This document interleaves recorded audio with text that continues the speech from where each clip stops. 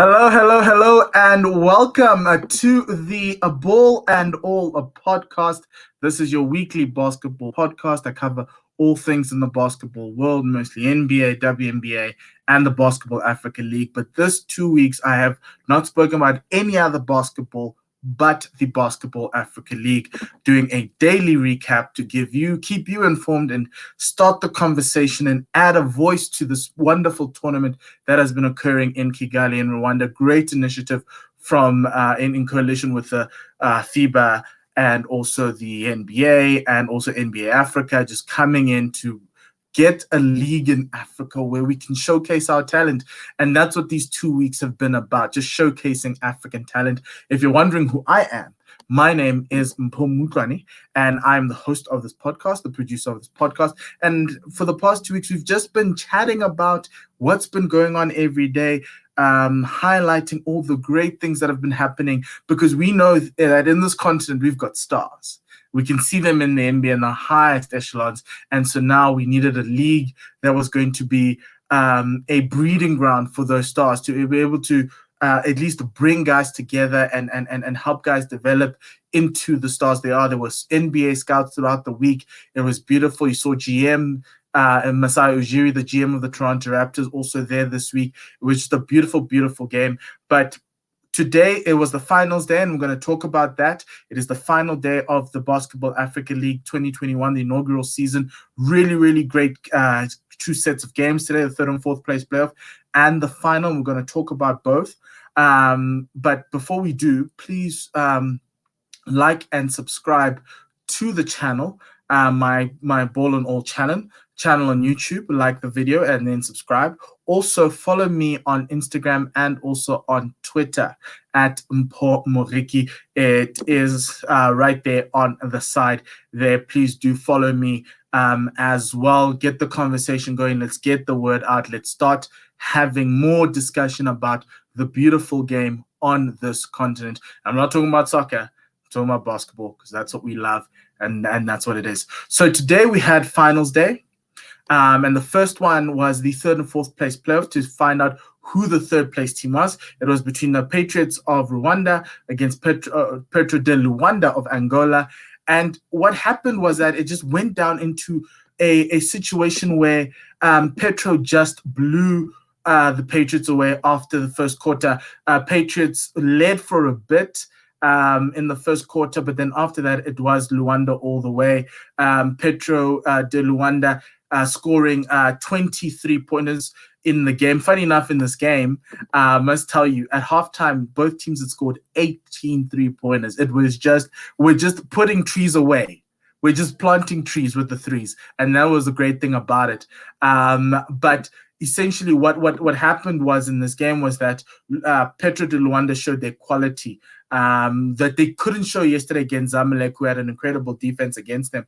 But they took they made 23 pointers at a rate of 45% compared to the 10 that Patriots made at a rate of 27. Essentially, that is what you could put up to the gap between the two teams. But the reason was there were a lot of turnovers that were being made. Both teams had. There was the turnover differential was +4 to Petro de Luanda, so they had 4 less. However, the points coming off of those turnovers, Petro de Luanda capitalized. They got 31 of 18 turnovers that they've received, compared to the 11 points that Patriots had off the 14 turnovers of Petro de Luanda.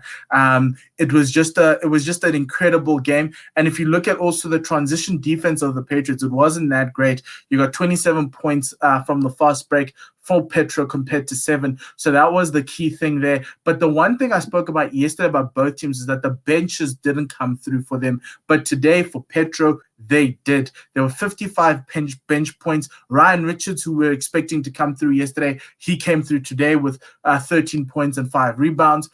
He's a really good center. Vander, the number 41, Joaquin, 21 points off of with 3 rebounds. He was really good inside the paint, 8 off 11, and also from the 3-point line. He's no joke from the 3-point line. He only missed 1 of his 6 3-point shots today, and that kind of was the separator. Antoine Scott, who didn't score many points yesterday, he came through with 13 points as well today, with 7 assists, laying the table for the bench guys. And then obviously the only one who didn't come through yesterday and today was Olympio Cipriano. We know he's a sharpshooter. He didn't get any points, but from the starters, you got Carlos Moraes with 13 points, and also Childa Dendau, who's a very young player, the younger player in this team. He's 23 years of age, and he came through with 12 points today. Yesterday, to a certain extent, they didn't want to use him in a lot of the rotations because of his size. He is really small, and the Zamalek team is quite their guards are quite large, and so that was one of the reasons why they didn't necessarily use him yesterday. But today I was really happy that they managed to do that, and that's what you get. He's a really lovely point guard, got lots to learn, but probably is good enough for something. And a lot of players in this tournament who should get a shot in the NBA Summer League later on. So that was it. I think Patriots played an incredible game. I think 12 o'clock for the Cinderella story struck yesterday, and then everything else just went pear-shaped from there. But they did not get blown out. They can hold their heads high. They had some really great players. I'm looking forward to seeing these guys back again next year. Kenneth Gasana, who's a really great player. Didier Ndieze, who's also very good. Prince Ibe was just amazing and an amazing dominant force.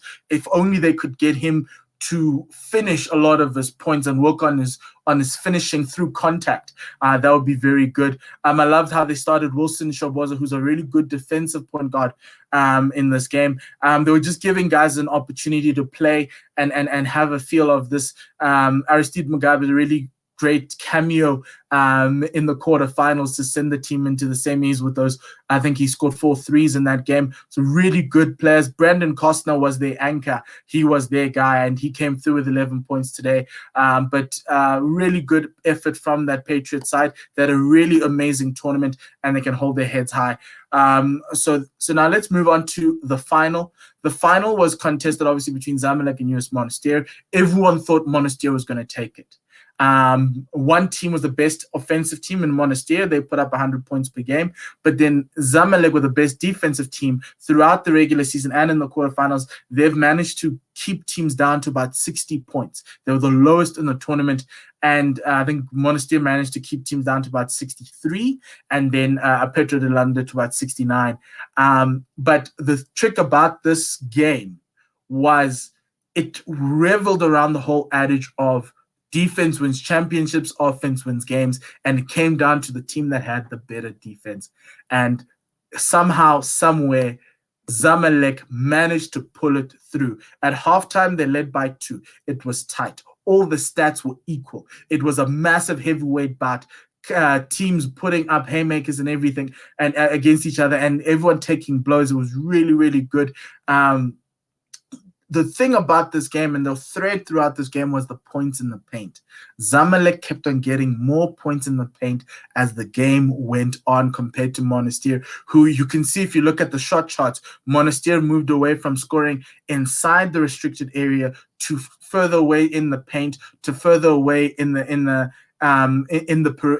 perimeter area as well. They just kept on getting pushed away by the Zamalek bigs. They were being bullied on the inside, on both ends, defensively and offensively, because if you think about it, right, Monastery only managed 22 points in the paint compared to the 46 that Zamalek managed. And the reason why Zamalek managed is because their bigs of that rotation of Anas Mahmoud, who I think is Defensive Player of the Year, of Michael Fakuwade, the Nigerian, who was incredible for them today, and also Chinemelu Elonu, who's also a Nigerian. They were very great in that situation in the paint. They were just making it so hard for a team that loves to drive into the paint and score. They don't use their bigs. They never played through Majok James, the South Sudanese center. But the thing about today, and I think that was a schematic thing that kind of worked for Zamalek, was that Zamalek had the ability to have two bigs on the floor compared to um, to a Monastery, who just had James and Ben Ramdan, who is a very good player and one of their best players. But Ben Ramdan does not want to anything to do with the fight in the paint. He's more of a jump shooter, a four type of player who can space the floor and everything else. And to a certain extent, Anas Mahmoud can do that, but they dragged them into the fight defensively. You had two bigs to select as Zamalek. Whenever you looked inside, it was Majok James, who was incredible, and it was also Anas Mahmoud, and you could see that with that rolling through, and that was the dominance. And then if you took one of them, Anas Mahmoud was so good. He's a very clever player. He's a big, but he has ability to be able to be a point forward for the team. He has ability to space the floor for them when they need him to, so other guys can drive. He also has the ability to be that defensive presence when they need him to be. And there were a lot of times when Monastery were driving in, they would collapse the defense, and you had those two men, those two pillars in what I would call the land of trees, who created a wall for that Monastery team, for guys not to be able to put up shots easily. It was putting bodies on men and making sure that it was hard for them to get through. And that's kind of one of the reasons why this game blew out. The one thing that you needed to look at today were the points off of turnovers as well. Zamalek 16 points off turnovers compared to 7, even though both teams had 18. Well, Zamalek had one turnover more at 19, and Monastery had 18, and that was the difference as to how the Zamalek team played. They were so careful with the ball, and the thing about this game was that it was so tight even midway through the third that it took a series of threes to open the game up. Suleiman Diabate, I could not end this podcast without talking about you. You were insane. You were incredible. He hit 3 threes in that third quarter to open up the lead to a double-digit lead and keep the team going when Monastery were not being able to put points down on the other end. Solo Diabate just opened the game up for them. And I know Walter Hodge was named the MVP, and he thoroughly deserves it because he laid the table for the Zamalek team. He scored when they needed him to score, and he literally took this team, put him on his back. But there were times when he wasn't on the floor, and there was some foul trouble there, and Fakuade wasn't on the floor, and Solo Diabate came through, and he was just sensational. Just because I call him my finals MVP, because he's the reason why Zamalek had won, because he went down that end and he started putting away. The big issue that Monastery will be ruining are the free throws. Monastery shot free throws, and I'm going to give it to you, at 65%, but they had more free throw attempts than they had 14 more free throw attempts than Zamalek. They missed 9 of those. And if you look at the score is a 13-point score. If Monastery made a few more of their free throws, they'd be there. Not saying Zamalek were great. Zamalek only 58% from the free throw line, but it was just that Monastery were doing what they were doing best, but the problem was that they couldn't put this team away. And had they managed the basics, taken their free throws, they defended amicably. If you look at the scoreline, it was a really good defensive effort from Majok James with a few blocks here and there. But the situation was that they just kept on being forced away from the paint. The paint was locked, and they were forced to make some shots that they weren't ready to. They weren't able to get to their spots, and that's one of the reasons why Zamalek were champions today. They say offense wins you games, defense wins you championships, and the champions of the Basketball Africa League 2021 are the best defensive team in the tournament, and that is Zamalek. Hands down, one of the better underdog performances I have seen in this game, when the team with a better defensive record pulling it away because of the fundamental basics. They made Monastery play left-handed, play on with their weaker hand, and that didn't suit the guys of Monastery, and they just didn't know where their next points were going to come from. They were making a lot of turnovers in the third quarter. It was just falling away, and it was just being a little wild. They didn't know what to do. Zamalek would literally defend so well that they'd force some late threes in the corner just so that guys could get shots up because they didn't want to get the shot clock violation. And that is the type of defense that needed to happen. Had Monastery utilized a lot of early offense that they did earlier on in the tournament, a lot of transition offense that would have worked. But the thing about this team is that they got back on defense. They always made sure there was a man back. One of their bigs was always there back and contesting everything that was coming up. And that didn't happen. While Arachi couldn't do much, Omar Abada couldn't do much, Makrem Ben Ramdan couldn't do much, Slimani wasn't shooting well from three. It was just not their game today, and it's somehow that Zamalek became champions. So that is the end of the BAL, a worthy champion in Zamalek. So a really great play from them. Mahmoud Anas was really good. Walter Hodge, the MVP, 12 points, 4 assists, really good. Mohab Yasser, who's 18 years old, Abdelatif, who I think could be ready to get into the draft or even get probably G League experience with 14 points, 5 from 7, 6 from 8 from the field. He was really good. He drove with so much courage in order to get some of the points done. Anas Mahmoud with 5 points, 6 rebounds. He was so good for this team defensively, just a really defensive anchor for this team. And then you look at Solo Diabate, 14 points, 5 from 10 from the field. He hit 3 3-pointers at a 50% rate. Really good. He opened up this game for his team. And Michael Fakuade, 15 points today, 7 of 10. A really good good performance from him.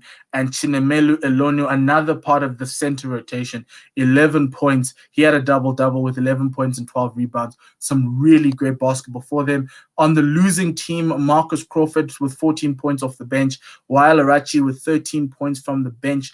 And then essentially they had nothing else. They had 29 bench points, and 27 of those came from those 2 players, which is something that you don't necessarily get from this Monastery team. But Omar Abada had 13 points today. So did Makrem Ben Ramdan. Majok Ater James, 3 points, 0 from 4 from the field. All his points came from the free throw line. That shows you how tough it was in the paint.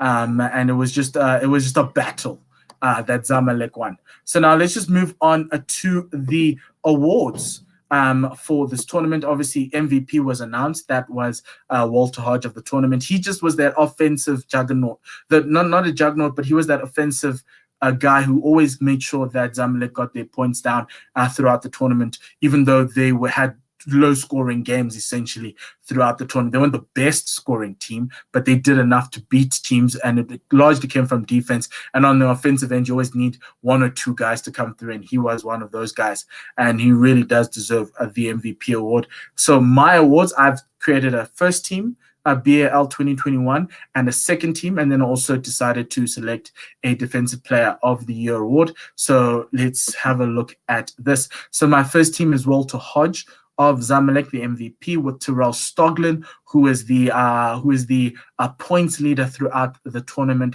He plays for Saleh. Wael Arachi was so good on the wing for this team. He deserved to be in that. He was number 1 scorer for Monastery, so he comes into the first team.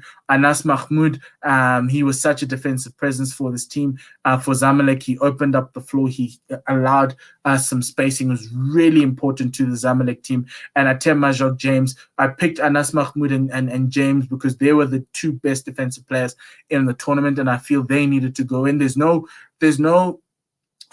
position situation. It's just the 5 best players in this tournament. I think those are the 5. And then in the second team, I got Omar Abada of Monastery, who probably is one of the better point guards in this tournament. Omar Abada set the table for this Monastery team. A lot of the assists came from him. This team averaged 23 assists throughout the tournament, a very high number, and he was one of the key guys.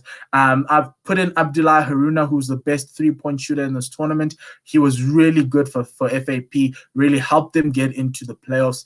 A star from Niger that needs to be highlighted every time. We've got Alvaro Massa from Ferroviario. He was really good for this team, for Ferroviario. He was the closest guy to actually a triple-double every year. It was always a few rebounds off or a few assists off every game to get to a triple-double. I got Kenneth Kasana from the Patriots. I think he was one of the key guys in the Cinderella story of the Patriots to drive them forward. I said Brandon Costner was there as well. Prince Ibe was there. But Kenneth Kasana throughout the tournament, he got better and better and better and better. Another shout out to Didier Ndizea, who was a really good role player for this team. He helped drive this team in moments where they weren't scoring well. And then one of the better centers on this tournament, Jean Pedro from Petro de Luanda. He was a key member of this Petro team. He helped them establish that dominant three-point game that they have.